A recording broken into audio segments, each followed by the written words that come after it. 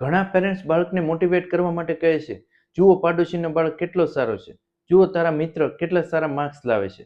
પણ કદાચ પેરેન્ટ્સને એ ખબર નથી પડતી કે આ શબ્દો બાળકને મોટિવેટ નથી કરતા. આ શબ્દો બાળકને અંદરથી તોડી નાખે છે.